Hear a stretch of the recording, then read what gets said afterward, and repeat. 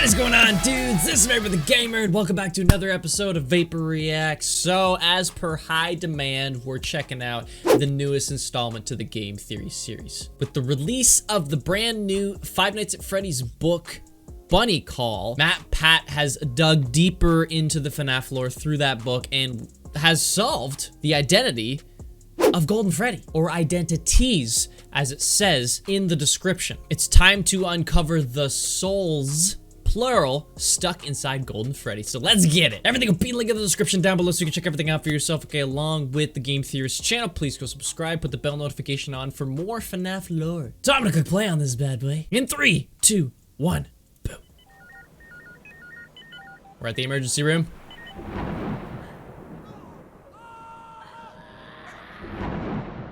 It's an insane asylum? What's going on? This ain't no 1280? Oh.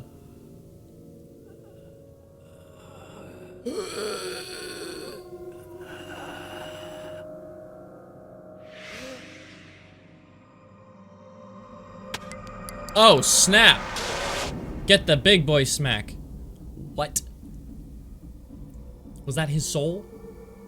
Hello, Internet! Welcome to Game Theory, where today's episode is perhaps the single most important that we've done on the FNAF lore in a long time. Here we Today, go! my friends, our goal is to solve Golden Freddy. That's right, FNAF. Solve him. I'm justified in using Hit my favorite Golden them. Boy in the thumbnail today because this episode is all about him. It's them?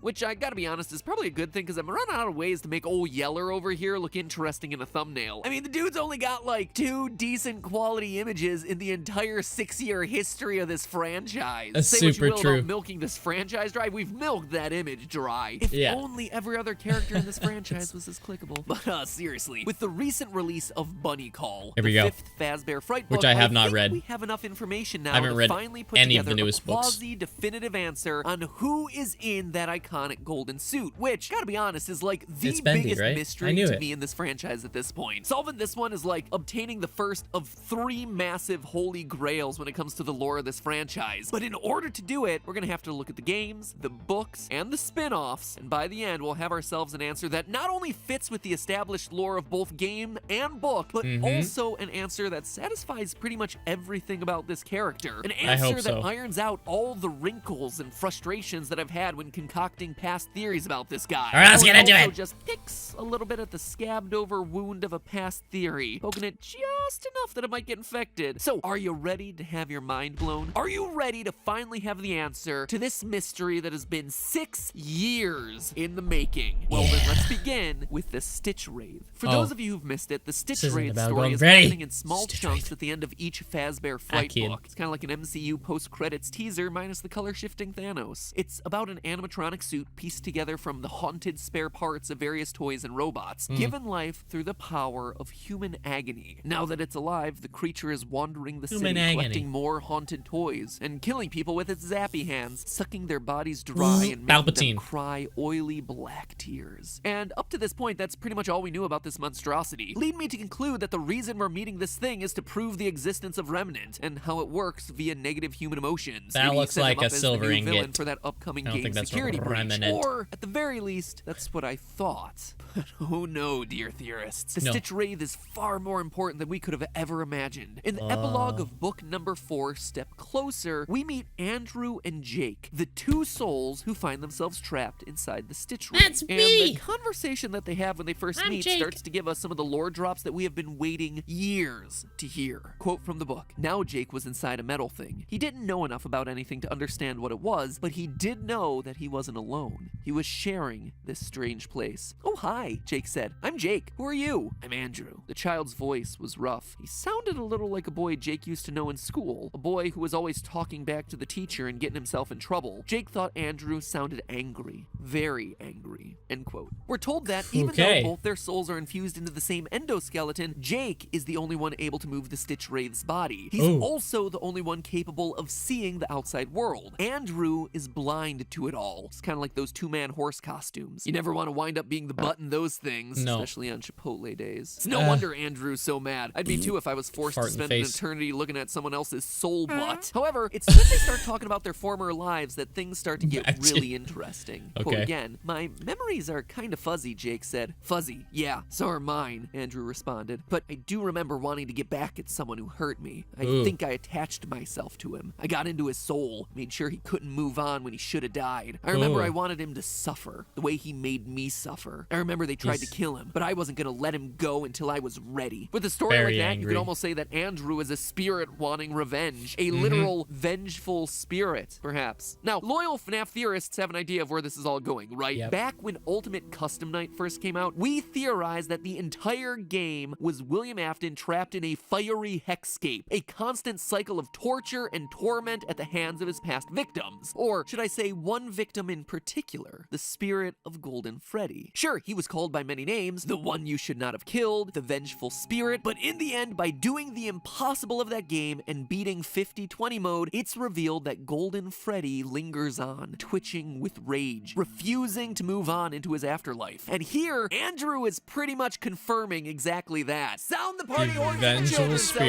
celebrating. It looks like we There got it one is. right. Or should I say mostly right? What's interesting about this whole Jake-Andrew conversation from the book is that back with Ultimate Custom Night, we assumed that William Afton was dead and that this was just his afterlife in purgatory or HE double hockey sticks or whatever. He died in Henry's Fire, the one that was set at the end of FNAF 6, the one meant to bring the whole series to a close. I mean, how could he not be dead? Henry even had that awesome final line for him. Although for one of you, the darkest pit of hell has opened to swallow you whole.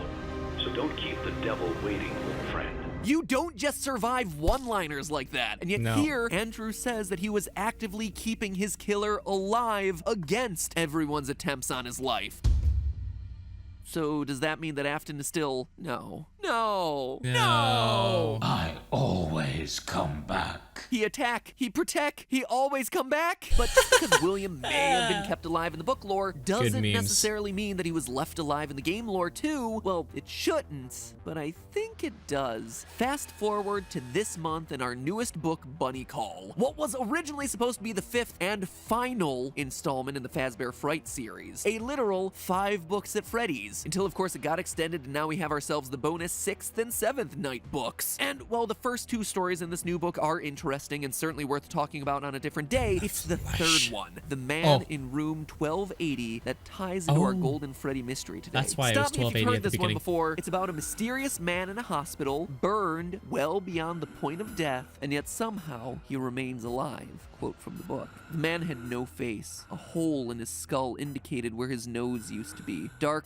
cavernous pits lacking eyes looked at nothing. A toothless mouth gaped without lips to protect it. We'd be remiss if we didn't warn you, the nurse said. We know what that is. Evil, Father Blythe. Evil. In fact, the hospital staff is so convinced that he's the embodiment of evil that they tried to kill him multiple times via injections, via smothering, via seances, but nothing will do it. He cannot be killed, but not for the reasons that you would expect. It's not an iron will to live or the remnant that's flowing through his veins that's keeping him alive. It's a ghost. Each attempt on the patient's life is thwarted by the ghost of a boy with curly black hair wearing an alligator mask. In fact, the two seem to be intertwined with each other. The story informs us about the patient's brain patterns and they're a bit unusual. Quote, according to the hospital's sleep expert, that particular REM pattern indicates nightmares. Horrific nightmares. See, there and there, the nurse pointed at one part of the brain scan. 2 signals means 2 living things, 2 entities. They're both vying for control of the brain, but they're at odds with each other. We think they're tormenting each other. Sounds a bit like Andrew, right? Andrew attached himself to the man who killed him and refuses to let him die so he can torment him, which is the exact relationship between the vengeful spirit and William Afton in the games. And if there was any doubt about who this mysterious man in the hospital is, the patient wants to go to a Fazbear distribution center, and we're told that the Stitch Wraith mystery is somehow tied to a mysterious fire involving Freddy's and the former owners of the business. Every which way to Sunday, this is our William Afton stand-in for these books. Andrew is our vengeful spirit stand-in, and it feels like the book is trying to tell us that Custom Night wasn't purgatory purgatory, or heck, it was Afton's living nightmare as he was laying in a hospital bed recovering. William Afton may still be alive, or maybe he was alive and then he eventually explodes. Yeah, the story ends with William's carcass being wheeled out to the Fazbear Distribution Center, and then it literally blows up like a bomb. It is just as gross and gory and disgusting as you would expect it to be. Maybe it's a good thing that these books don't have pictures. My personal guess is that this is what releases the angry spirit of Andrew into lots of other toys like Fetch and Plushtrap, and it may also be how Afton's soul gets itself into a computer chip that eventually gives life to Glitchtrap. Okay, this has been a lot about Afton, and I promised that this would be a mega theory about Golden Freddy. So how does it all connect together? Well, notice how I described Andrew's ghost, a boy with curly black hair and an alligator mask. It's the same hair as the mysterious dead body found inside Golden Freddy's suit back in Fazbear Frights number 3. Okay. Quote from that book: "Down low, past his arm, Devin could see a body, a dead body, but it wasn't exactly like he thought he'd find. This one had curly black hair." The lore of this series doesn't tend to give us a lot, but one thing it tends to keep relatively consistent is hair. So knowing that Andrew is an angry spirit with curly black hair, and that Golden Freddy has a body inside of it with curly black hair, Andrew is pretty clearly our Golden Freddy kid, which makes things related to Andrew roughly related to Cassidy back in the games. Want even more of a connection between the two of them? The name Cassidy is derived from an Irish surname meaning clever or curly-haired. Actually owe that little factoid to Redditor Shrek the First. It's a good find on that one. I actually would have never thought to look into the name Cassidy. So even though Andrew may not be named Cassidy in the books, he is still representing the origin of the name through his hair. Now, here is why all of this matters. Follow me on this. Both Andrew in the books and Cassidy in the games are missing children's incident victims, stuffed inside of suits and angry enough to keep their killer in a purgatory state so he can be tortured. Seems like a pretty slam dunk connection there. We know that up to this point, the books have been hinting at the fact that Golden Freddy may have more than one soul inside of him. And in these stories, we see Andrew actively upset that he has to share an endoskeleton with another Jake. dead kid. So is it possible that in the games, Golden Freddy is possessed by both Cassidy and the Bite of 83 victim, Vengeful Spirit and the Crying Child, just like Andrew sharing a body with Jake in the books? After all, we know via clues in the text, as well as book number 6's description, that his endoskeleton mate Jake is a nice kid who died tragically in a hospital. We know that the Crying Child is also a nice kid who dies tragically in a hospital, even though he got bitten before, but you know. Now, admittedly, that alone is a weak sauce connection, I admit it. What's not weak sauce, though, is that evidence is actually out there to prove that two spirits are in Golden Freddy. So last month we proved that Foxy Bro is definitely Michael Afton. It is a huge confirmation from the series, but that came with a set of problems, specifically in the form of the security logbook. The problem is that the spirit Cassidy in the book seems to be talking to Mike about things that only apply to the Bite of 83 victim, saying things like, "The party was for you," and talking about his plastic purple telephone. It doesn't make sense if Cassidy is talking to Michael Afton. But what if Cassidy isn't talking to Mike? What if Cassidy is having a conversation with someone else, with a second spirit? The logbook doesn't just have one person in it, it has two. This was brought to my attention by a comment on YouTube from Inky Ink, who says it's not useful reading the YouTube comments, right? Quote, "I direct you now to pages 89 and 109, where we see a spirit replying to Fated's questions through altering the text existing in the book. Therefore, we know that Fated is not talking to Mike, but talking to Mike's brother, who is also in the logbook. Thank you for coming to my TED Talk." I gotta say, that is the best TED Talk I've ever seen. Definitely beats the one about how to dry your hands using a single paper towel. 1, 2, 3, 4, 5, 6, 7, 8, 9, 10, 11, 12. And Inky Ink isn't wrong here either. I went back to double check. One of the things the Fated text says is that the party was for you. And right there on page 89 is the answer: it was for me. A statement and an acknowledgement of that statement. A conversation. Two spirits, one book. Two spirits, one animatronic. For years, I've been frustrated by the fact that the Crying Child, the Bite victim of 83, would have made the most sense to pass into the Golden Freddy body, but it never lined up with the fact that 5 kids died during the missing children's incident, and that one of them would have had to have gone on to possess Golden Freddy. But now we have a solution to both of those things. Golden Freddy can still have the Bite victim in him, one that says, "It's me," when he sees his brother working as a security guard. But it can also have a second spirit in him, one who died in this horrific missing children's incident murder, and one who continues to torment Afton long after he's passed on. And the logbook isn't done. Sure, on those pages we see the responses of "it was for me" and "I'm scared," but we also see the responses of "I can hear sounds" and "I can't see." It once again is a parallel back to the Andrew and Jake situation, 'Cause he can't where one see spirit anything. can see and maneuver the body, while the other is trapped down below the surface, able to listen but unable to do much else. Yeah. This feels like the Wow. solution to Golden Freddy that we've been waiting for. The problem with him is that we've always assumed he was just one kid, one spirit who we tried to make fit into all the various details about the lore, but it never quite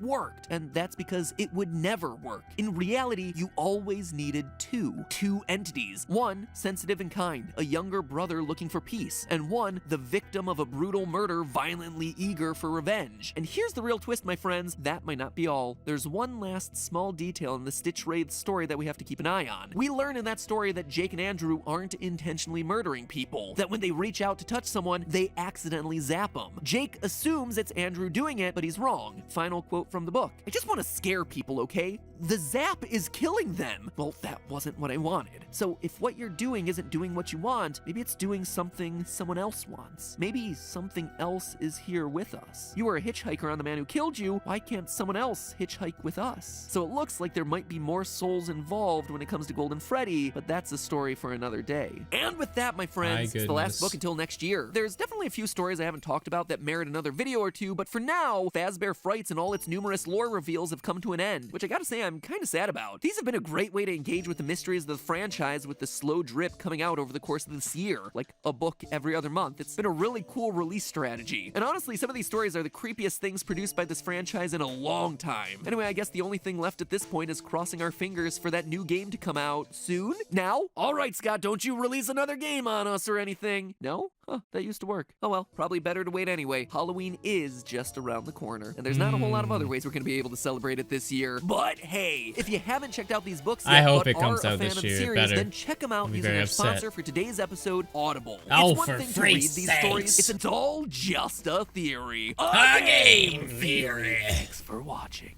Yeah, that frickin' promotion at the end was intensely long. Well. So this might be the final game theory on FNAF for a while, being that we're not getting another book release until 2021, and we don't have a new game yet. Security Breach should be coming out hopefully in a month or so. Gotta come out this year though, so we got 3 months max. But that was really cool. So inside the Stitch Wraith are 2 souls.